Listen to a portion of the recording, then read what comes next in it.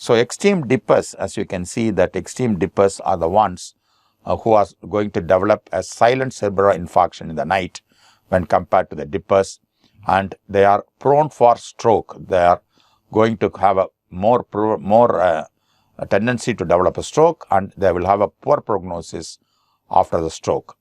So it is thought arterial hypertension has an important role to overall increase of stroke in these extreme dippers, because 2/3 of stroke of extreme dippers occurs in the morning.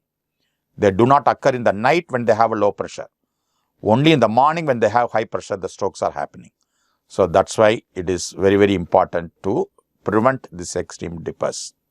So when the patient suddenly stands from the lying posture, where there is already, because of the extreme dipper, there is excessive sympathetic activity, there is a surge of blood pressure immediately when they stand, which can produce even a rupture and produce a hemorrhage or a stroke, a ischemic stroke. So what are the clinical outcomes when the patients have coronary heart disease and CVA? In addition to that, they have orthostatic hypertension. So there is increased 8-year risk of coronary heart disease, and orthostatic hypertension has got increased incidence of lacunar stroke. This is a relation between CAD and CVA. So hypertension with orthostatic hypertension, higher incidence of silent cerebral infarcts and advanced deep metal lesions.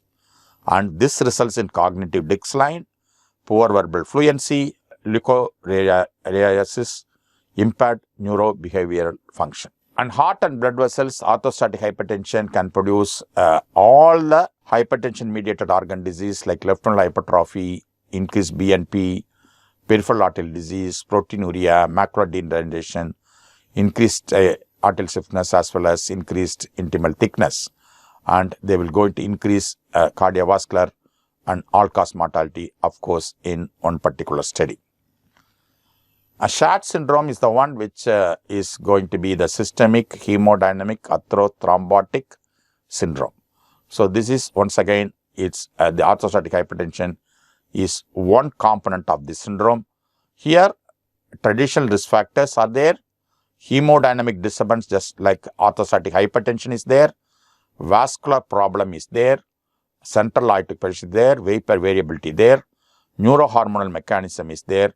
And all these things produce a vicious circle of increasing atherosclerosis and hypertension-mediated organ disease. That's why it's called SHAD syndrome. So in SHAD syndrome, you have everything. One, the patient have a hemodynamic stress. The patient has got a vascular stress, so which is going to produce a vicious circle and produce atherosclerotic event and organ damage because of the SHAD syndrome. And orthostatic hypertension is one of the components. You can see the early morning surge, which is a component of orthostatic hypertension, is one of the components which can produce the SHAD syndrome. So SHAD syndrome is due to primarily hemodynamic stress as well as the atherosclerosis, which can lead on to atherosclerosis, will ultimately produce an organ ischemia and may present with acute myocardial infarction or acute CVA. So how to manage it is a very important problem.